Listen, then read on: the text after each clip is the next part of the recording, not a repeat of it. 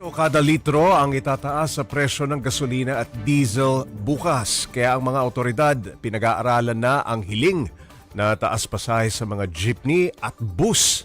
Para bigyan ng mukhang balita, Mobile Journal Ivan Tarinque. 2023 nang ipatupad ang 13 pesos na minimum fare sa tradisyonal na jeepney. Pero 2 taon na rin naghihintay ang iba't ibang grupo ng mas mataas na pasahe. Ngayon, may nakaambang pagtaas muli ng presyo ng produktong petrolyo. Hirit ng jeepney operators at drivers na mapagbigyan na sila. Bagay na pinag-aaralan daw ng Land Transportation and Franchising Regulatory Board o LTFRB. Hindi lang operating cost ng mga jeepney, kundi maging ng mga bus at iba pang PUV. Pag gumawa po tayo ng desisyon, lahat po ng posisyon, commuter man, transportasyon, jeep, bus, lahat po pa-consider po natin. And then we will also factor in yung mga inputs ng region.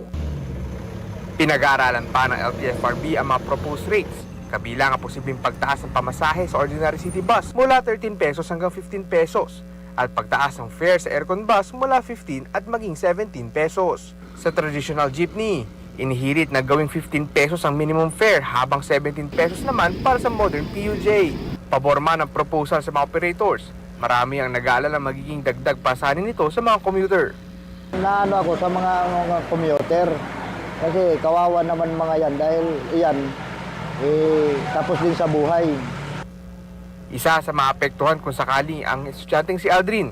Ang 80 pesos sa daily budget na inilaan niya para sa pamasahe ay posibleng hindi na magkasya kapag naiputupad ang taas pasahe. Magkukulang na po yung allowance mo kasi enough lang po yung binibigay ng magulang.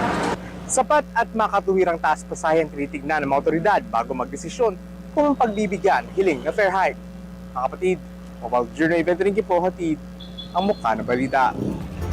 Pag-usapan pa natin ang hirit na fare hike kasama si Mobile Journal Ivan Tarinque. Ivan, ano pa yung mga sinabi ng mga apektadong commuter dito sa napipintong pagtaas na naman?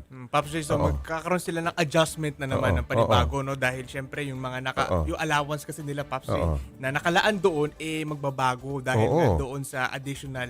Kung sakali mang maipapatupad na ito, no? Pero so far, Pops J, tinitingnan pa lang, isinumbite pa lang, or were they thinking na ipapasa pa lang ngayong araw yung recommendation na ito sa DOTR. And actually, nakagulat din, Pops J. Matagal pa yung proseso. Matagal pa, Pops, yung proseso, no? Dahil, pero tapos naman yung public consultation nito, pero pag-aaralan pa nila kung ano pa yung magiging susunod na step nito, Pops. Alright, maraming salamat. Mobile Journal Ivan Tarinque.